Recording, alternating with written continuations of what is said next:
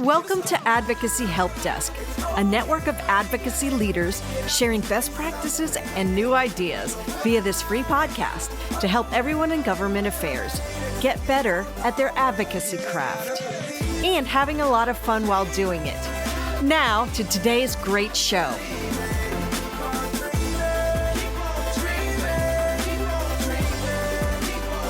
Folks, this is an Advocacy Help Desk episode dedicated to hybrid events. I know many folks out there at associations or in the corporate world running PACs or just generally the advocacy and government affairs. You know, we all go to events. We all have to set up events, whether it's in Washington, D.C., whether it's out in the real world where we're doing professional training or just networking events. And obviously, as we start to see the light at the end of the tunnel from COVID and start to reemerge and see if we could start doing maybe regional events, maybe smaller events, maybe not our full big ones. Blake, our producer, is on with us today from Human Factor. As always, thanks to them for helping us run this podcast. But Blake, you guys have been doing, experimenting with, during COVID, the virtual to virtual, completely virtual, how we do better virtual events, but, and you've also been testing these hybrid events where you beam in a speaker or how you take a panel and beam it back. And I think the challenge for people is they don't really understand the technical aspects of setting this up. So as people start to think about it, this episode is really focused around that, like how we think about the technical aspects of hybrid events. I think before we get started, though, you should say how this whole thing started, which was we were just literally 5 seconds ago brainstorming. And you said, we should record this. So this is completely unscripted, making it up as we were going along. And I believe we left off in our conversation. Well, we got started in this because when March happened and the lights went off or whatever you want to say, we were just thinking about like what the need would be when people come back, because they want to come back. But let's face it, my father is a commissioner on the federal mine safety, and he may not want to go travel anymore. They might be virtually. You might be in person with a virtual speaker on a screen, and that's if you're putting on a major event, you'll have a big giant AV company helping you with that. But What if it's a small breakout room of 50 to 100 people, And then you had said, like, set up a webcam, and I've experimented with this. And if you're going to have 4 panelists, especially if they're going to be 6 feet apart, we measured, I don't have a webcam, but there's one on my computer right here.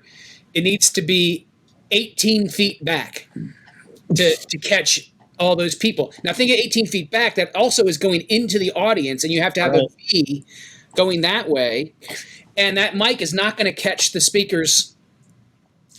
So we thought of this in March, and we thought, how can we do this? And we did all kinds of experimenting, and we had one model where we basically hooked everything up, and then we would get someone like Jasmine or someone to be able to just switch the cameras and hit the zoom.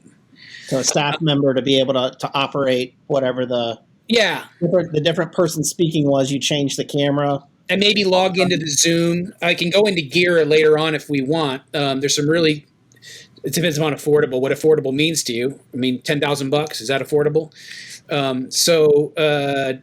But then our thought was, what if we had a technician that sets everything up in, say, 4 rooms and then kind of just monitors, and then you don't need a high-end technician setting everything up. And then, of course, for down the road, I don't know, you're using platforms more than I am. Some use RTMP and some use just Zoom. Like log into a Zoom, then the Zoom transmits to the platform. So these systems work with both.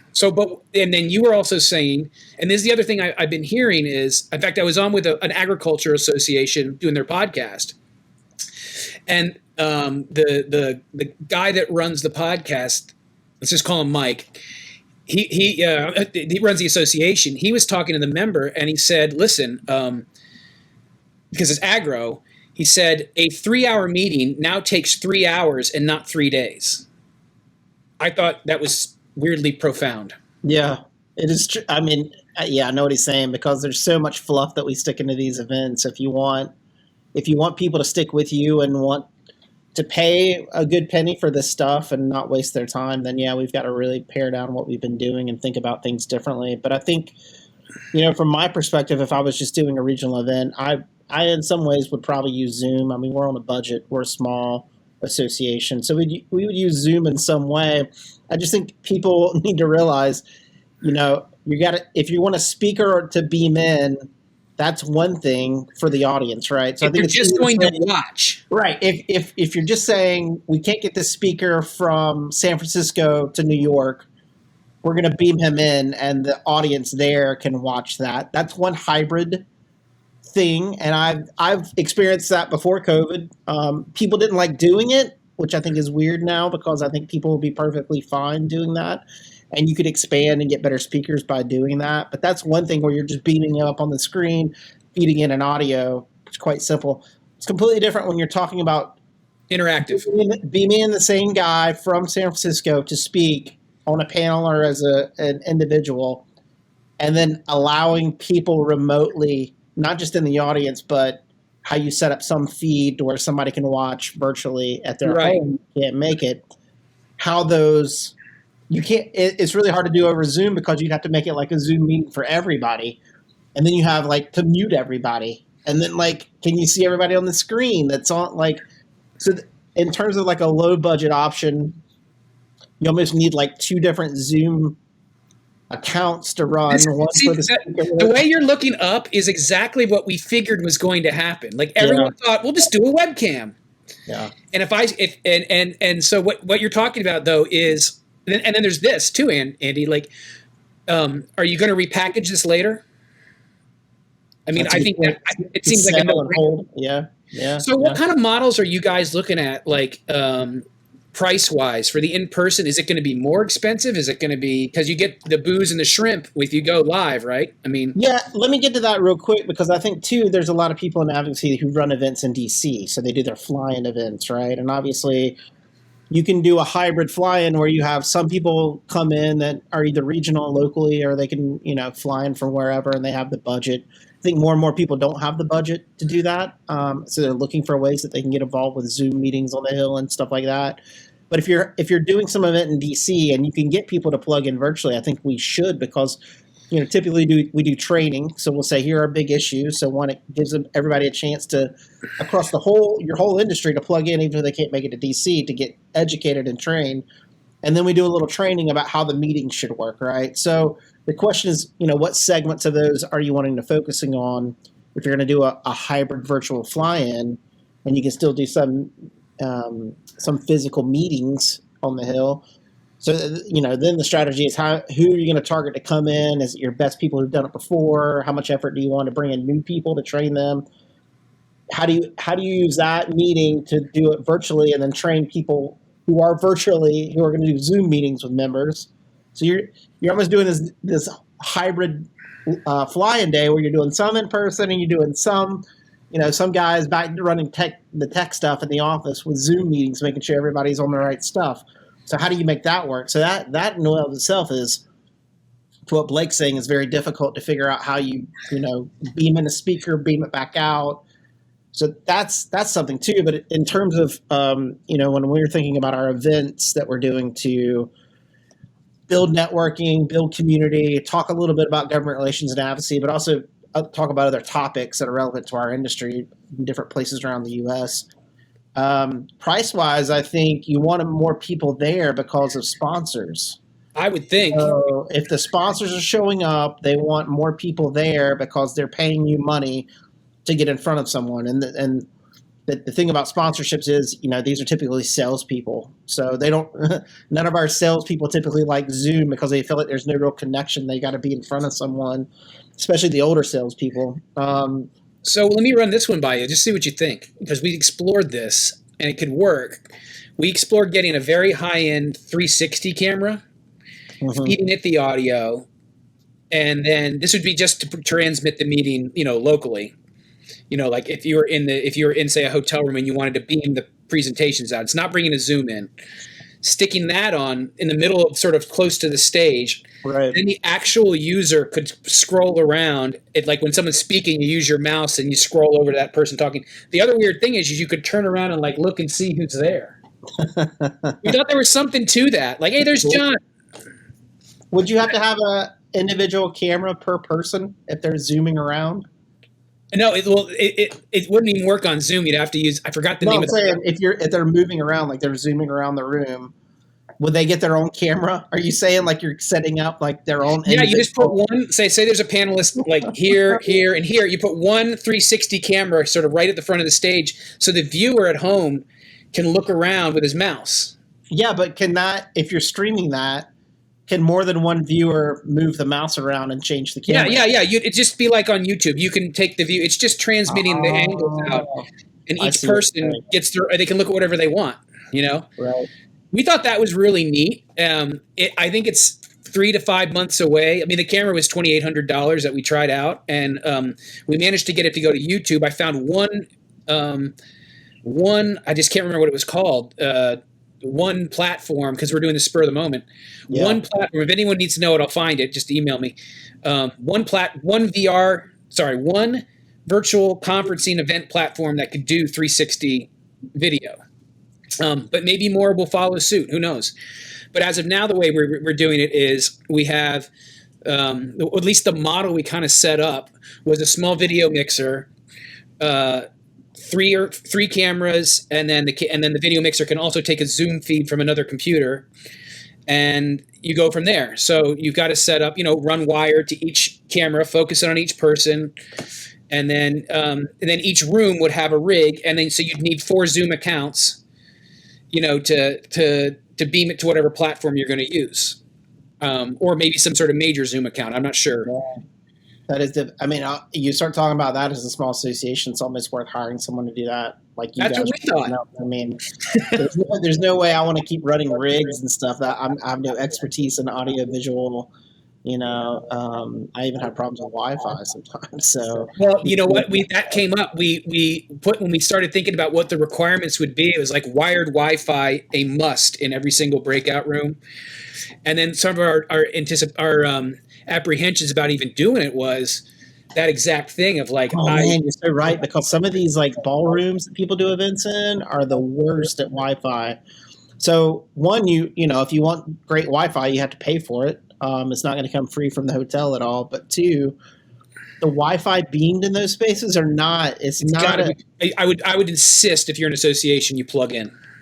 I agree, because there's no way it's a gigabyte, and you don't want any latency issues on your end. Like that's the other thing too, is even if you're doing these events, and I always caution people, we have people I know who spend hundreds of thousands of dollars doing these high-end virtual events, virtual only. And I always ask the question, you're asking me to do all this stuff, and we're testing all these things out with the production company. What happens if somebody at home is using a 56K modem to dial up, and my face is going to get scrambled anyway, right? You think that's still an issue after the COVID? Yeah. Yeah, I think so. I think a lot of people have decent Wi-Fi, but if your kids are upstairs streaming Netflix and you're downstairs trying to do a call, all of a sudden you've got all these devices connected across your whole house now in ways that they weren't before. And it just starts to pull on it. It just starts to pull on it. Even if you have, like if you have a gigabyte connection at your house or something like that, there's usually not a problem, because it's really hard to get unless you have a gamer at home or something like that. But like if you have basic, I don't know, 256 connection or something like that, you can have some latency stuff come up. And video doesn't look that great. It's functional, but it doesn't always work that way. So even if you're doing, that was the biggest thing just at a virtual side of how much user error we had to deal with on our virtual events, basically a series of webinars, or even logging into a website online where we had banked videos of content.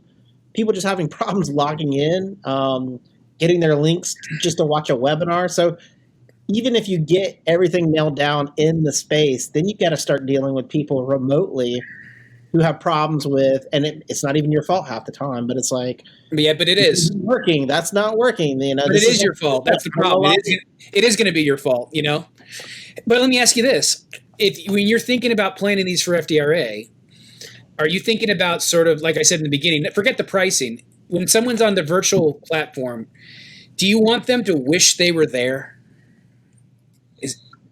I don't. No? I don't. I think it's too much to think that they, if they wanted to be there, they'd be there. I'm not trying to create some amazing experience if they can't make it in person. My job is to make like at an event, if you really want to get people to turn out versus virtual, one thing to think about is not doing anything virtually, just having your speaker beam in if you need to, but not allowing anyone who can't be in person to even get access to it, unless you're going to film it on site and do it on demand later and charge something separate. Is a strategy that I'm thinking about too. Is like, yeah, I could do virtual and anybody could like beam in, but I'd rather have them there and have the value with it there. Because then if you do virtual and it's easier for my friend Joe to stay in Philadelphia, then he's going to stay in Philadelphia. And then I got to figure out, do I charge him more to stay in Philadelphia? Do I charge people less at my events? And then you're talking about complex calculus around event revenue. Like, how do you reprice your sponsorships if you don't get enough people? See, I thought the same thing. Like, is it really necessary for that conference to be live with a capital LIVE? Yeah.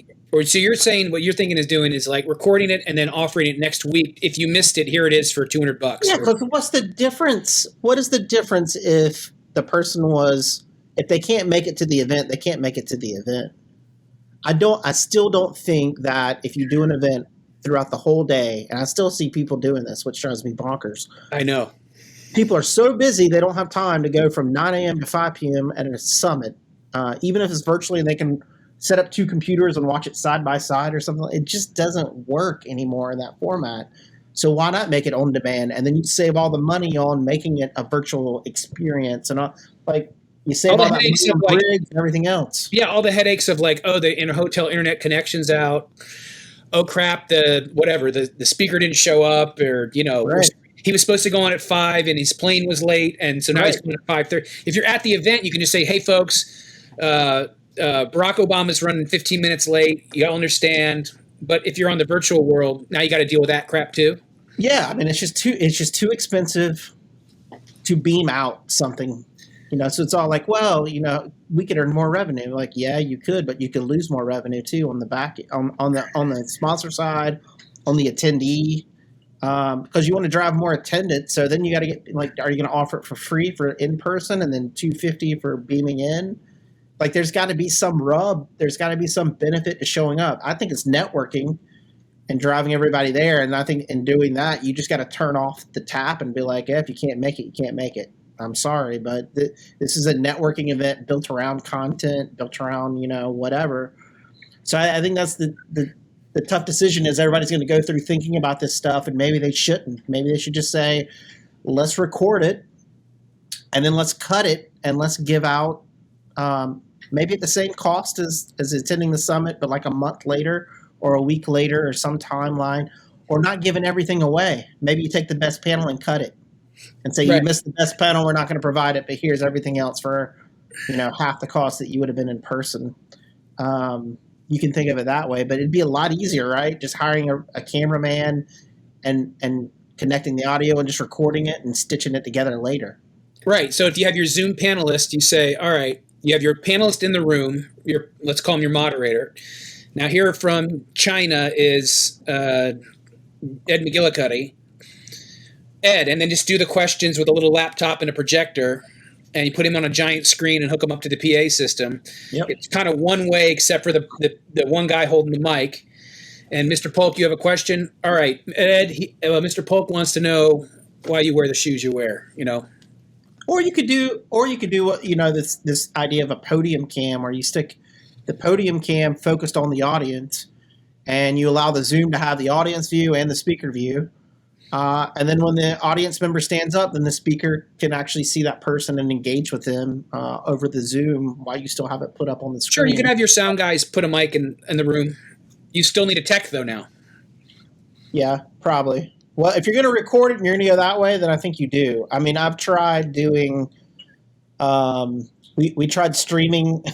We tried streaming one of our talks at a material show we did, where people go and like actually fill physical shoe samples and materials. That one in Portland? Yeah, the one in Portland. So we actually tried to stream it on Facebook by just setting up a laptop at the front of the room. And guess what? The Wi-Fi sucked. Yep. Like we talked about. The streaming was a bit off. Like it fell apart. So you know, I think it's really difficult to use a laptop just to do it as a cheap alternative. But I think there'll be better ways to plug in and do. You know, I do think if you use a webcam in some ways and have 2 or 3 feeds on the same Zoom thing, focused on the audience, maybe focused on something else, it could work. But I do agree, like the audio is a big issue to plug in. You're gonna have to have a plug in to the overall audio thing, so it does beam in correctly, and you don't have any issues. No, it would take you'll need a tech, and if you're going to record it later, you'll want to record that Zoom feed separately, so you can maybe mix it. You can edit it later. And like to your point about the webcam, just if anyone is looking to do it, Roland and Blackmagic make very small video mixers that are very slick, starting at about $800. What do they do? Sorry? What do they do? What do these things do? So you could take, say, 4 HDMI camera signals and then send it out to Zoom. And then there's 4 switches. If you go to Roland, but it's relatively simple to use if you've done, and it has the audio. The Roland stuff is cool because it has the audio built into it. Yeah. In other words, it might have an 8-channel mixer built right onto it. Yeah. Blackmagic is very cool too, but they don't have the audio that the Roland stuff does. But Roland doesn't have probably because of the backgrounds of the companies. Roland doesn't have some of the video features that Blackmagic did. They're all great, but they're all going to require someone who knows what they're doing to set it up and then say, all right, Jasmine, when you'll have a monitor and then you'll see all the angles and you'll say, when this speaker's speaking, push 1. When that guy's 2, you can see, and then you usually have a catch-all in the back just in case something fails. And so it's not terribly complicated, but it's the point where I could have Jasmine switching. Right. Jasmine, for everyone that knows, is your marketing person. That's right. And then you need 3 more Jasmines if you're in 3 different breakouts. I need 3 more Jasmines in my life in general just to help with all. Everyone needs more Jasmines, right? And then going back to the virtual fly-in here in Washington D.C. How are those going? Have you done any?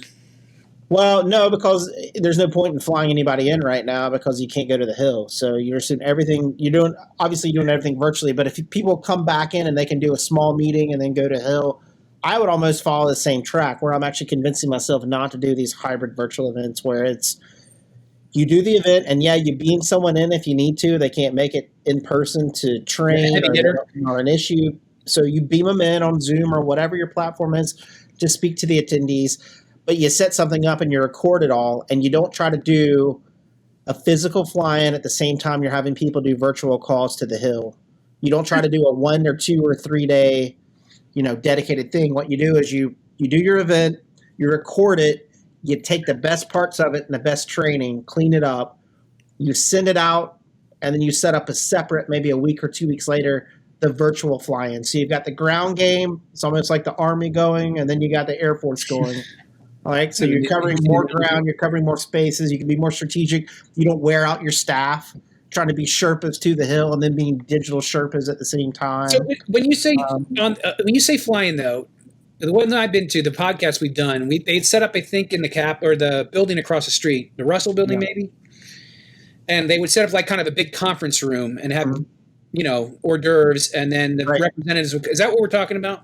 No, well, that can be, but typically what it is someone will go to the big ones will go to a hotel somewhere in I see, and then in the morning time they'll have breakfast. They'll have a couple of speakers to remind them of the importance of the issues and how great it is to be there, and then you'll have a trainer come up and say, "Hey, you're divided up into groups, and here's how you present yourself, and here's your speaking." So if they've never done it, at least there's some training there, and then you go up to the Hill and start having those meetings. Some people do it where they have, we did that with an innovation fair where we set up different departments of shoe development, design, and production and retail, and we had members walk through that process and engage with our members that way. So there's that way to do that too, but I think typically most people do a fly-in where they have a gathering, they reiterate, they get people fired up, they remind them about the little points to make in the meeting and who they're meeting with and how to do it properly, and then they send them off.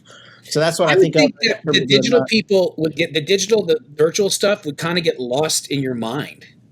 Like all the craziness that you have to deal with, you and Matt, and now you got this live virtual thing happening. Yeah, it's too much. I mean, because you would spend so much time trying to figure out how to virtually connect everybody and do this one big thing that you would lose the efficacy of the whole event, right? It would just go down and not go down in flames, but it's just too much.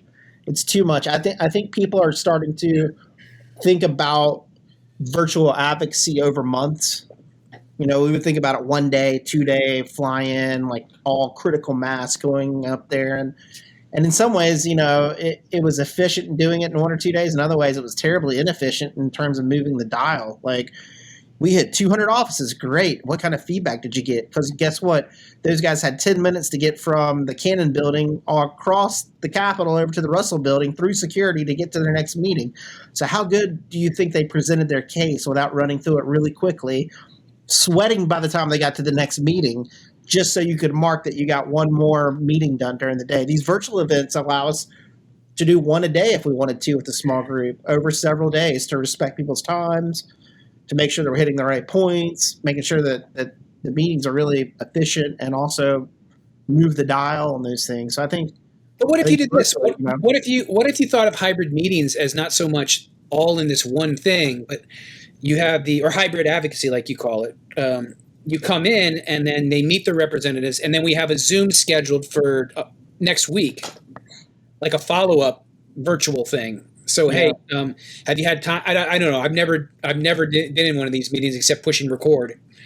But so you have what is usually 15 minutes, right, to make your case. Yep. And then in a week or two, we're going to follow up. If you have any questions, we'd love to be virtual. Yeah, I think that's the way to do it. Is this is the thing. There's so many people who are like, we have to be back in person, and it's like, I get that. You don't have to be. I think that's a cop-out. I think the difference is the people who have relationships on Capitol Hill don't ever have to go back in person because we have those relationships. That was my point. The people who are transactional want to go back in person more than anybody else because they think they need those numbers up. But the truth is that's why you build advocacy is about relationships and storytelling and data and all that, right? But it really comes down to, can you text a policymaker and get them on a bill without ever having to call them or do a fly-in or anything else? And if you can, then you're legit. And if you can't, you need to work on that. And this conversation is focused a lot on strategies and where we're headed. I do think we'll go back in person. I think people want to come back in person eventually. It just won't. I think it'll just be changed, and you got to change your strategies and games around that. But equally, if you did an event where you had you set up in a room with hors d'oeuvres and members came by to give a speech, you could record that. You could make that virtual. That's a lot easier. You could put up a Zoom link or a Facebook Live or LinkedIn Live and stream that live for anybody who wanted to pay attention. The problem, though, is if you do it live that way, members are notoriously late. There's votes. There's no way you put a schedule up and say, Senator so-and-so is going to speak at 11:15. He's probably going to show up at 11:45. We all know that. So then you got a lot of people clamoring to get on Facebook Live at 11:15, and it's dead air, and you're looking at, the Trip Tower. Yeah. Instead of the senator. So we had someone that was talking about, I forgot who it was. One of their clients was talking about that, and they were talking about on the platform for the virtual, at 12 o'clock, at 1 o'clock.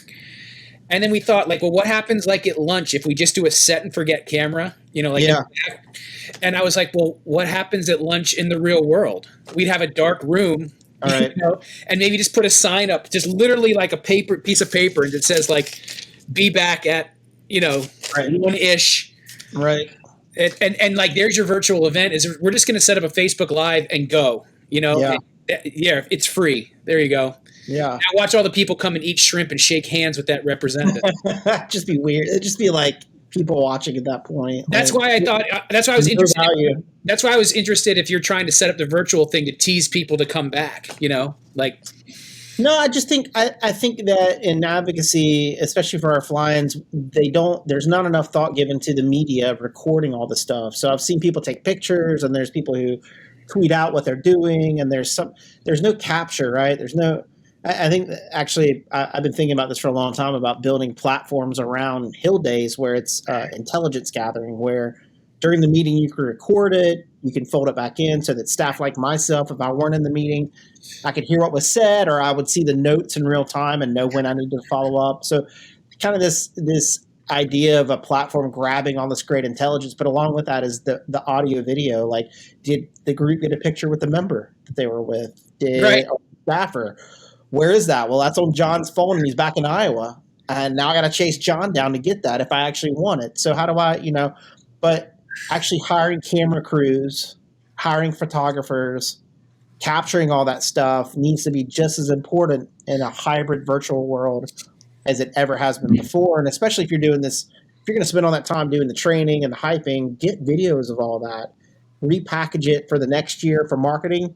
But really, it could fold directly into your training. You're already spending money and time on that. It doesn't cost that much more to hire a videographer and a mixer to go in and capture that stuff. If you're thinking of doing it yourself, here's what a mixer looks like. There you go. If you're listening on the podcast, Andy, what are you seeing with my mouse? It looks like a piece of media equipment that with dials where you can change the sound. It goes up and down. There's the angles. Treble, all bass, no treble, as in my car back in high school. Anyway, I was just letting you people want to do it themselves, and there's no problem with that. That's what it looks like. There's your 4 camera angles. These are the buttons that switch it down at the bottom. This is your microphones, and you'd be wearing headphones. And then I don't think I can zoom in and tighter, but that's a very, very basic model. Yeah, I like that. But I mean, all right. So we should probably wrap up this discussion. All right, yeah, I'm done. Your outro. We convinced ourselves not to do. I think we just talked myself out of doing this. Yeah, through a brainstorm. But obviously it's been. There's a lot of options. I think that's what we've come up with. There's a lot of options, and it's what your comfort level and budget. Listen, if you have a lot of money and you want to do a virtual, that's more power to you. But I just think just running basic virtual stuff on Zoom, Zoom meetings or webinars, and a few other interesting things we've tried before, the user error is so huge, it creates such headaches that sometimes it's just not worth it. And it's easier to record a video and post it later and let people engage with it when they want to. I do believe in this idea of, what we've been doing with our events is a Netflix of options where you can binge it all at once. We'll drop it in one day for everything, or we'll drop 5 pieces of video content or podcasts in a day where you can engage it when you want, but you have access over 6 months.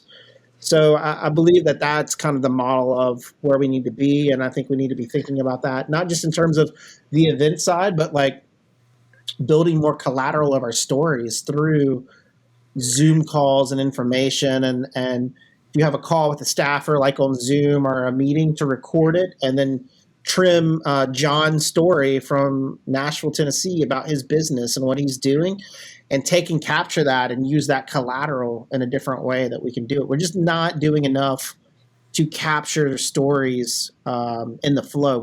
We focus so much on setting it up, right? John, can we do this interview and we'll record it and we'll use this for our market? Do it in real time. Just say, look, we're going to record these in real time, and when it's good, we're going to stitch it into something else. And there's so much good stuff that people have collected they just haven't done anything with. And in many ways, that goes back to one of the main points of thinking more like a brand or a media company, television company, through advocacy of you got to it's not just about going to the Hill, and it's not just about sending emails and having people take email actions or texts or members. It's about those stories and community that you're constantly building, either with policymakers and relationships or with people you're working to empower and have them spread their voice and ideas around Capitol Hill and in state legislators, obviously. But it's just, I think a lot of it comes down to culture and being willing to change and being willing to invest a little bit of money on that media side. But I don't know, Blake. Talk more and more about it. Well, if anyone needs the more complicated it is on the technical side, the more it takes away from our work on the advocacy side of actually making a difference and focusing on what we need to focus in on, right? Well, it's exactly that. When we do the podcast in Portland with you guys, the whole point of having one of our team there, so you don't have to worry about microphones and background noise and like that. Remember the time the guy we were sitting there and some other dude just sits down at our podcast table and starts. Right. I was like, is this? I'm looking at you like, is this our next guest? and this could be like the president of Nike just sat down, and I'm like, do I throw this guy out? Anyway, so yes, we're here. We've done a ton of research in the description. I'll put the video we made just so you can kind of see a setup. We actually went to the Hampton Inn, rented a hotel space, and hooked everything up twice just to see what it would take to make it sound good. So we kind of know what we're doing. We rented all this gear, and so that's that. Yeah, I mean, it behooves people to go ahead and take a look at that too as you're going through these strategies. And obviously, people who may be listening, maybe the most salient point we talked about was like the Hill meetings and things like that today. But equally, too, spread this out to your other colleagues who are starting to think about this. I do think that just being a brainstorm session, sometimes just talking to Blake helps me think things through and changes my mind instantly on going through things. So, but as always, Blake, I'll talk everybody out of doing it. So there you go. Exactly. Blake, as always, thanks to Human Factor for its support of the Advocacy Help Desk podcast. It also runs the Association podcast. It runs our podcast and a lot of other podcasts in case you're interested in that, or talking more to Blake about audio-visual needs, doing these things. I love it. The guitar's behind me. I really live this on the weekend. Filming these events and capturing it and being able to stitch it together is so important, I think, going forward. And I think that's more than doing hybrid and trying to figure all that out. Maybe that's the way we all think about going forward, is doing more media around what we already have, focus on what we're good at, and just hiring other people to come in and supplement and grab and capture different things that we can use down the line. So, and then also, obviously, Brian Fracken with Spark Influence is a huge contributing partner. And our other, we called him guest host for a while, but Nick with the Public Affairs Council has become kind of a core member of our team here, helping host a lot of important conversations. So hope you keep listening out to Help Desk. We appreciate you just peering into our minds as we discuss things. Blake and I, as usual, going off uncharted territory and then back hopefully for you. But full catalog at advocacyhelpdesk.com. Until next time, best of luck. Contact us if you need help. That's what we're here for. That's why we run the show for free. But until next time, keep advocating. Thank you.